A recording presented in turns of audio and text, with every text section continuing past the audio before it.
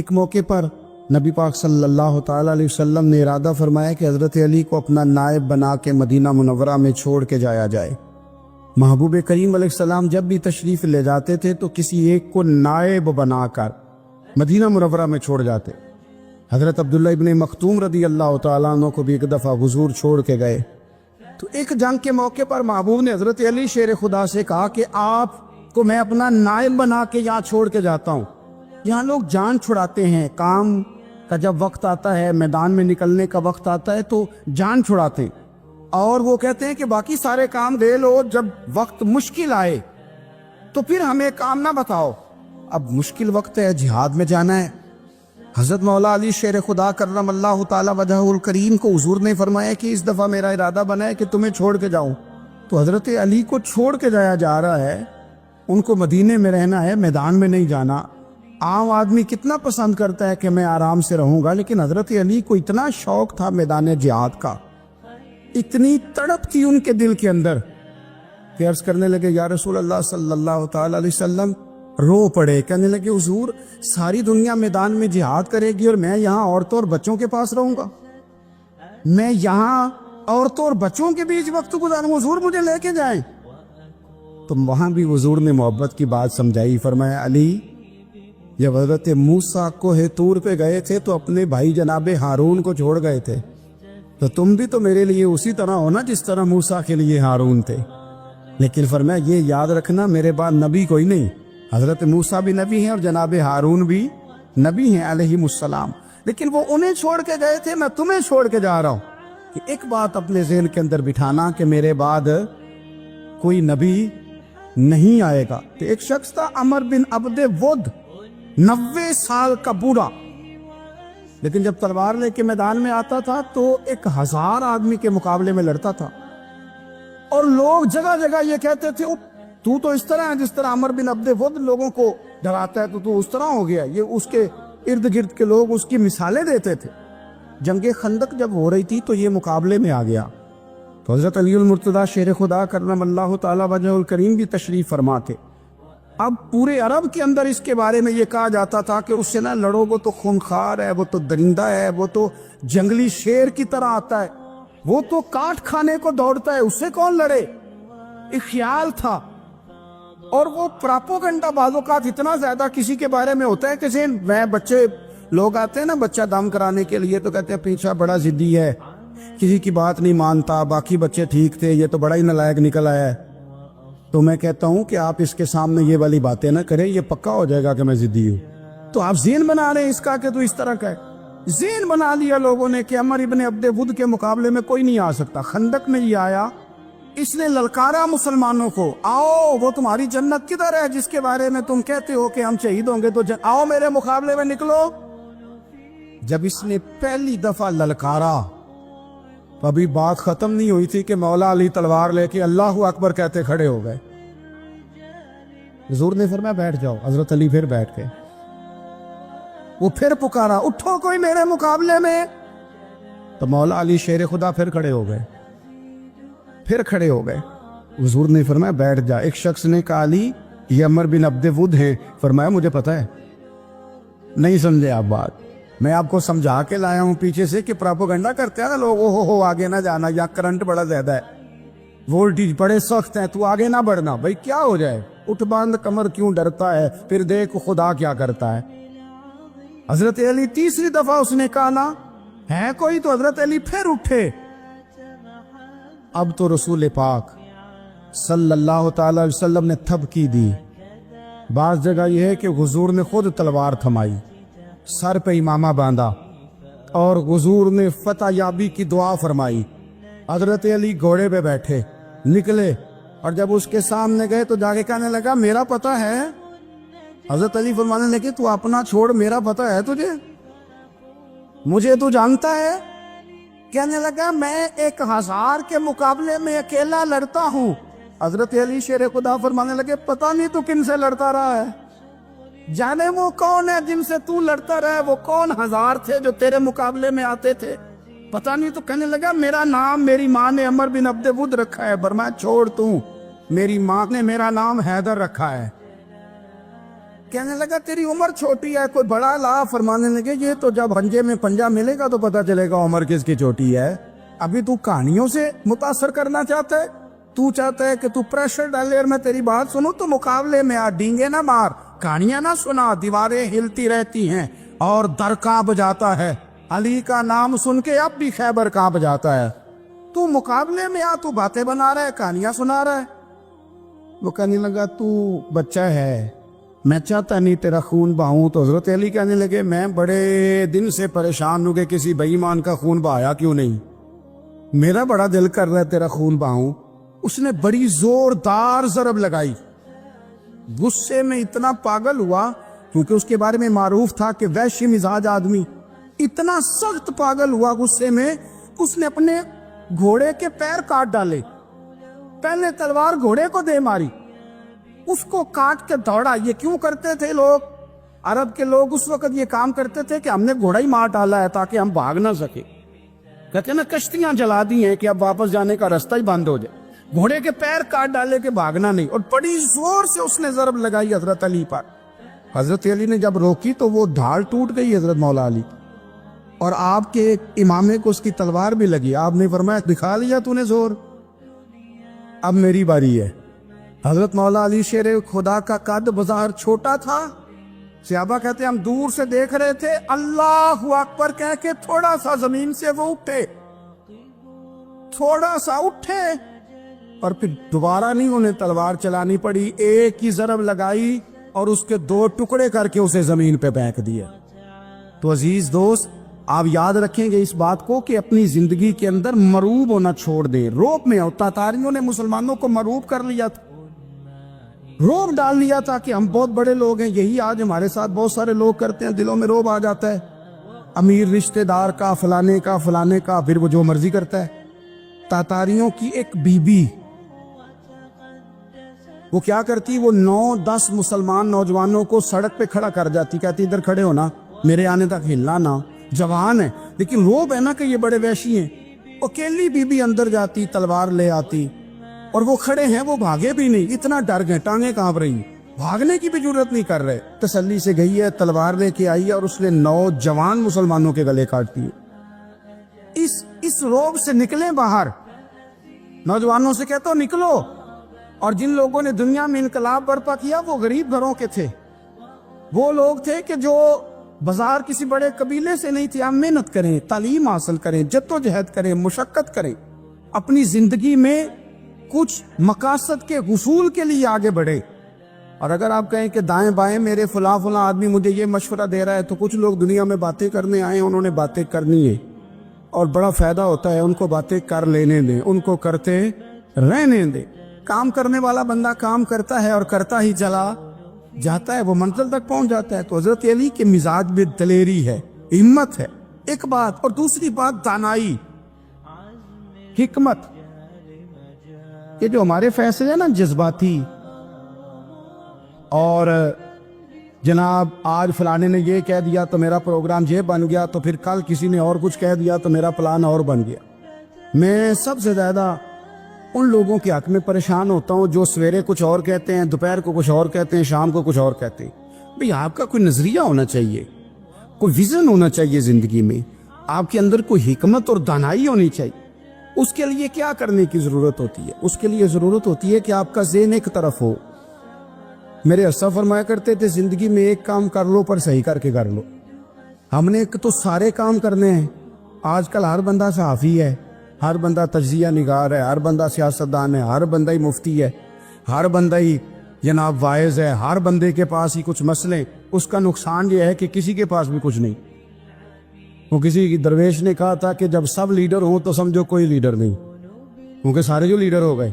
मेरे अजीज, एक तरफ ज़हन को रखे और अपने उस काम में कमाल पैदा करें। हजरत मौला अली शेर खुदा को अल्लाह ने हिकमत दी थी। नबी पाक सल्लल्लाहु अलैहि वसल्लम के सहाबी हजरत अब्दुल्लाह इब्न मसूद रदी अल्लाह तआला अन्हु फरमाते हैं, इमाम अबू नईम ने लिखा है कि हजरत अब्दुल्लाह इब्न मसूद फरमाते हैं, नबी पाक सल्लल्लाहु अलैहि वसल्लम ने फरमाया, अगर हिकमत के 10 हिस्से किए जाए ना, दानाई के 10 हिस्से किए जाएं, तो उसमें से 9 हिस्से अल्लाह ताला ने हजरत अली को अता फरमाए और एक हिस्सा बाकी लोगों को मिला है। दाना थे, मामला फैन।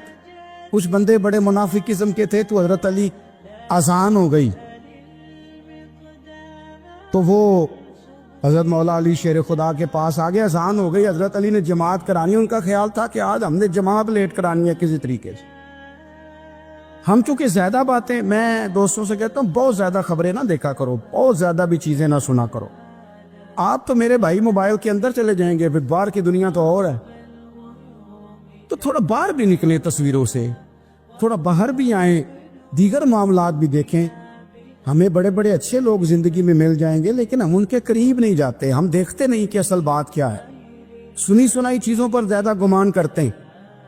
अब हजरत अली चूंकि बड़े दाना थे, मुसल्ले पे बढ़ रहे हैं, जमात करी करनी, अल्लाह अकबर कह रहे हैं। बंदों का ख्याल था नमाज लेट करानी है। ने फटाफट हजरत अली से कहा कि हुजूर जरा वो जानवर तो बताइएगा कितने हैं जो अंडे देते हैं, और जरा वो भी बताइएगा जो बच्चे देते हैं। ये जरा अब कितने को बंदा जानवर गिने, आहिस्ता आहिस्ता बंदा शुमार करे। हो बकरी जो है वो बच्चा देती है, मुर्गी अंडा देती है, और गाय जो है वो बच्चा देती है, और बतख जो है वो अंडा देती है। बंदा तो ये गिनने लग जाए तो हजरत अली शेर खुदा यहाँ हाथ हैं, फरमाने लगे घर जाके गिन लेना। मोटी सी बात बताता हूँ, जिन जानवरों के कान बाहर होते हैं वो बच्चे देते हैं, जिनके अंदर होते हैं वो अंडे देते हैं। अल्लाह अकबर।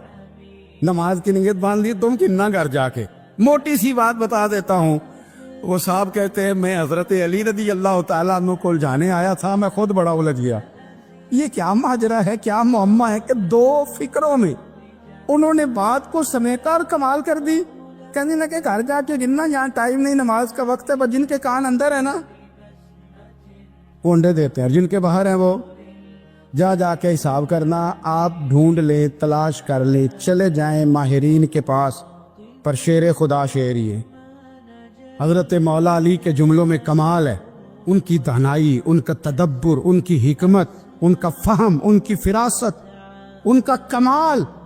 एक शख्स बड़ी दूर से आया, उसने कहा हुजूर मुझे ना लंबी बातें याद नहीं रहती, दो बातें बस बता दे, मैं अमल करूं तो जिंदगी बन जाए, दो बातें। तो हजरत अली फरमाने लगे लंबी उम्मीदें ना लगाना, लंबी उम्मीदें ना लगाना, मौत का पता नहीं कब आ जाए। मनसूबाबंदी जरूर करना आने वाली नस्लों के लिए, अपनी अपनी जात के लिए लंबी उम्मीदें ना बांधना, ये भी कर लूंगा, ये भी कर लूंगा। हम रिटायर नहीं होते जिंदगी भर, प्लान पे प्लान, प्लान पे प्लान। तो अगर हम प्लान कर रहे होते हैं तो जो हमारे नीचे होते हैं वो हमें रिटायर करने का प्लान कर रहे होते हैं। औलादें तक वालिदैन को कमजोर करने के दर पे होती है कि अब ये हटे तो हमारी बारी आए। हजरत अली फरमाने लगे दो काम, एक तो लंबी उम्मीद ना बांधना, और दूसरा फरमाया अपने नफ्स की ख्वाहिश की पैरवी से बचना। दुनिया में रुसवा वो लोग हो जाते हैं जो अपने नफ्स की ख्वाहिश की पैरवी करते हैं, वो बुज़दिल हो जाते हैं जो ख्वाहिशात नफसानी के पीछे भागते हैं। ये काम ना करना। इमाम राजी कहते हैं कि सैयदा फातिमा ज़हरा रज़ी अल्लाह ताला अन्हा के दोनों शहजादे हसनैन करीमैन बीमार हो गए, तो सैयदा ने मन्नत मांगी कि बच्चों को शिफा होगी तो 3 रोजे रखूंगी। शिफा हो गई, रोजे भी रख लिए। और जब मौला अली शेर खुदा रोजा रखने के लिए बेदार हुए, सैयदा फातिमा ज़हरा बेदार हुई, तो इमाम हसन और हुसैन भी उठ गए। 7-8 साल की उम्र, अम्मा जी हमने भी रखना है। सुबह खजूर और दूध से रोजा रख लिया गया।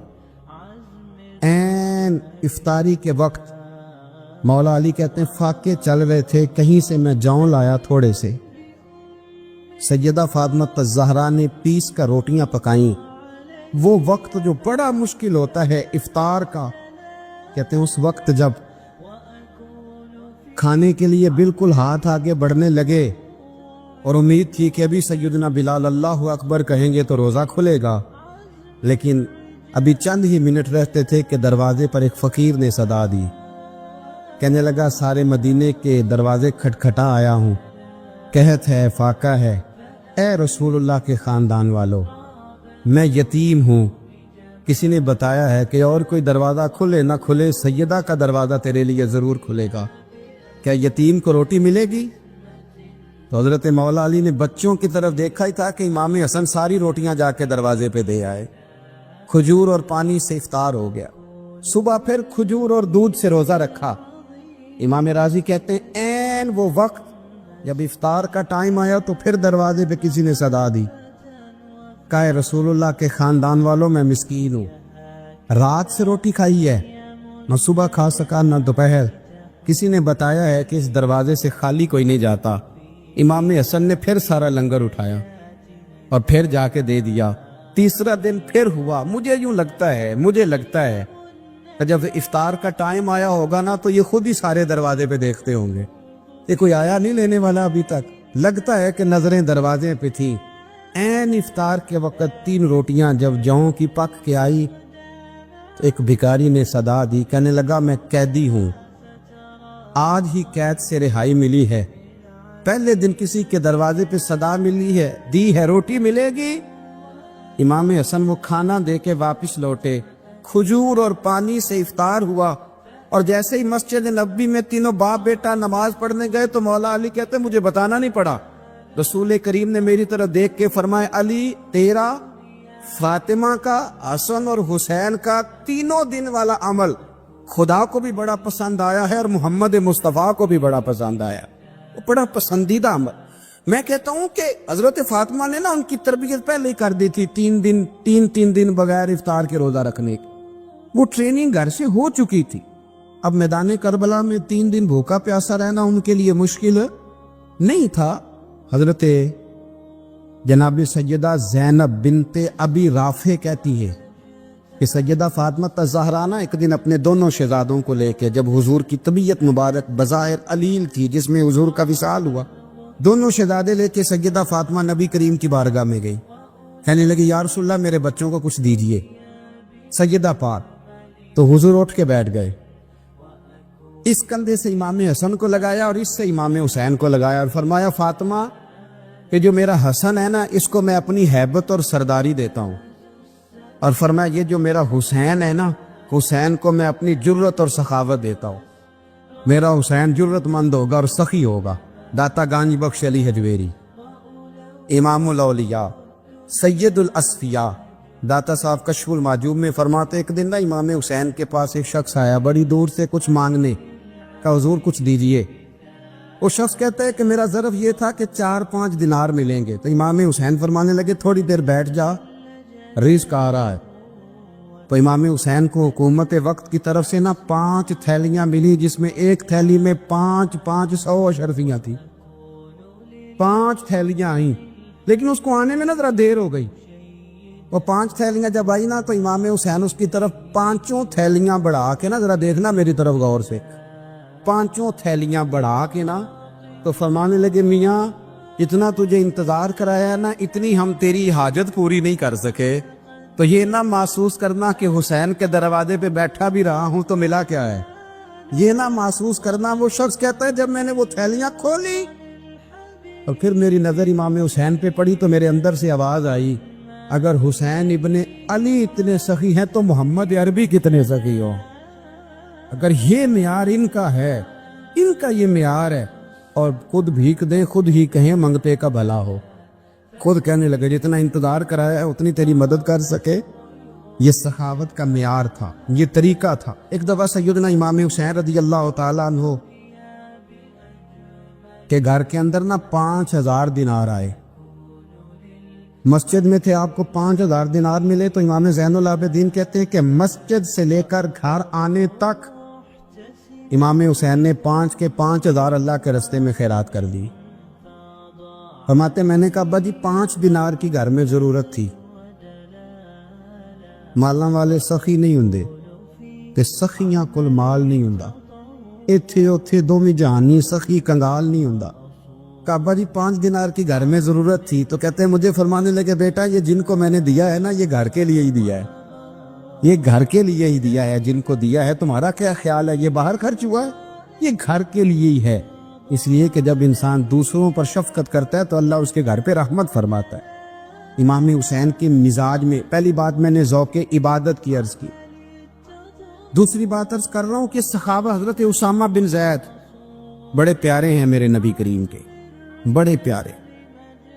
حضرت اسامہ بن زید کے بارے میں سیدہ عائشہ صدیقہ فرماتی ہیں ان کے ناک سے اگر ریٹھ نکلتی تھی تو اللہ کے رسول اپنے دست مبارک سے صاف کر دیتے تھے، اور سرکار فرماتے تھے کہ اگر اسامہ لڑکی ہوتا نا، ان کے غلام کے بیٹے تھے حضرت زید بن عار، اگر یہ لڑکی ہوتا میں اسے زیور پہناتا، بڑے پیارے تھے، لیکن جب ان کا آخری وقت آیا نا تو 60,000 دینار کا قرضہ تھا۔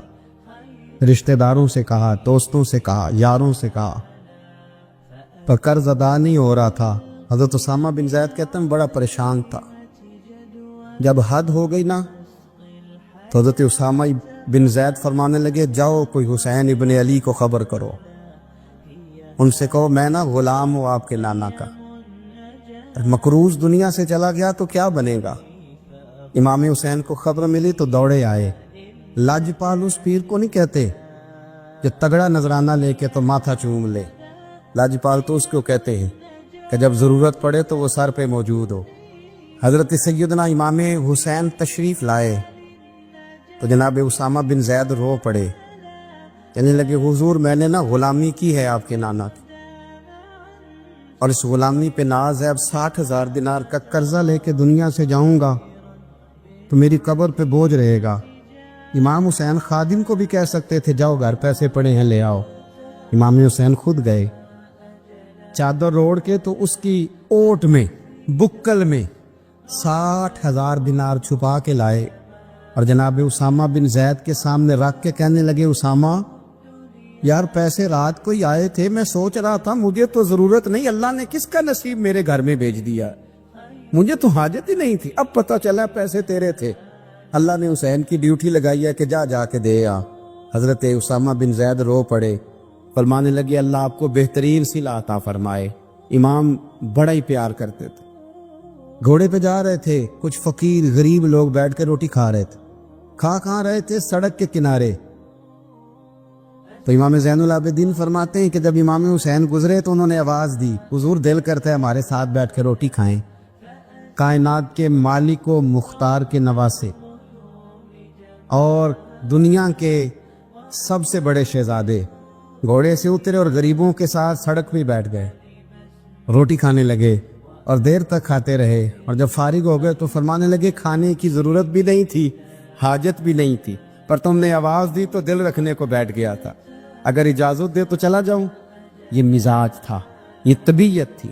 آپ کے ایک بھائی ہیں چھوٹے، حضرت محمد بن حنفیہ نام ہے، حضرت مولا علی شیر خدا رضی اللہ تعالیٰ عنہ کی دوسری بیوی سے۔ ایک دن حضرت امام حسین ان کے گھر میں بیٹھے تھے تو کسی بات میں نا اختلاف رائے ہو گیا، تو امام علی مقام ناراض ہو گئے، فرمایا آج کے بعد تیرے گھر نہیں آؤں گا، رومال اٹھایا چلے گئے۔ لوگوں نے حضرت محمد بن حنفیہ رضی اللہ تعالیٰ عنہ سے کہا حسین تو ناراض ہو گئے، کبھی نہیں آئیں گے۔ آپ فرمانے لگے بھائی تمہارا ہے کہ میرا؟ کہا جی بھائی تو آپ کے ہیں۔ فرمایا اگر کہو تو چند منٹوں میں حسین واپس آئے؟ کہا جناب ناراضگی ہو گئی ہے۔ فرمایا ناراضگی ہوئی ہے پر میں اس کے دل کی نرمی کو تو جانتا ہوں نا، اس کے مزاج کے اندر جو محبت ہے اس سے تو ابھی آئے۔ کہا جناب وہ کیسے؟ فرمانے لگے دیکھنا ذرا۔ تو امام حسین نے خط لکھا، حضرت محمد بن حنفیہ نے رکا لکھا، کہنے لگے حسین میرے باپ کا نام بھی علی ہے اور آپ کے باپ کا نام بھی علی ہے، پر ایک فضیلت ایسی ہے جس میں میں آپ کا مقابلہ نہیں کر سکتا، وہ یہ ہے کہ آپ سیدہ فاطمہ الزہرا کے لال ہیں، آپ محمد مصطفیٰ علیہ السلام کے نواسے ہیں۔ کہنے لگے بھائی جان آپ نے نانا جان کی وہ حدیث تو سنی ہوگی کہ دو لوگ ناراض ہو جائیں تو جو صلح پہلے کرے جنت میں پہلے جائے گا۔ فرمانے لگے دل میرا کر رہا تھا کہ پہلے صلح کر لوں، لیکن پھر بڑے بھائی کو پشت کروں گا جنت میں جاتے ہوئے، یہ بھی تو بے ادبی ہے نا۔ اب خط میں نے لکھ دیا ہے، آپ کا جو ارادہ ہو۔ امام حسین نے خط پڑھا تو آنکھوں میں آنسو آ گئے، پھر سے رومال اٹھایا۔ بچے پوچھنے لگے کہاں جا رہے ہیں؟ کہا بھائی کے گھر جا رہا ہوں۔ کہا آپ تو ناراض تھے؟ فرمایا تھا ناراض پر ہے تو میرا بھائی نا، ہو گئی بات ختم۔ بڑی دل میں نرمی، طبیعت میں سوز، لہجے میں گداز۔ حضرت امیر معاویہ رضی اللہ تعالیٰ عنہ نے ایک شخص کو بھیجا مدینہ منورہ شام سے، تو اس نے کہا میں نے امام حسین سے ملنا ہے، تعارف کیا ہے؟ جناب امیر معاویہ فرمانے لگے مسجد نبوی میں جانا جس کے گرد لوگ سب سے زیادہ ادب سے بیٹھے ہوں اور جس کی باتیں سب سے زیادہ میٹھی ہوں اور جس کی نظریں سب سے زیادہ جھکی ہوں اور جس کے چہرے پر تمہیں سب سے زیادہ وقار نظر آئے وہی علی کے بیٹے حسین ہوں گے۔ جو سب سے زیادہ تمہیں وہاں ماحول کے اندر جو شخص نظر آئے پوچھنے کی ضرورت نہیں پڑے گی۔ وہ شخص کہتا میں مدینے آیا تو میں نے واقعی ایک شخص کو دیکھا، شہد کے گرد مکھیوں کا اتنا ہجوم نہیں ہوتا جتنا امام حسین کے گرد رسول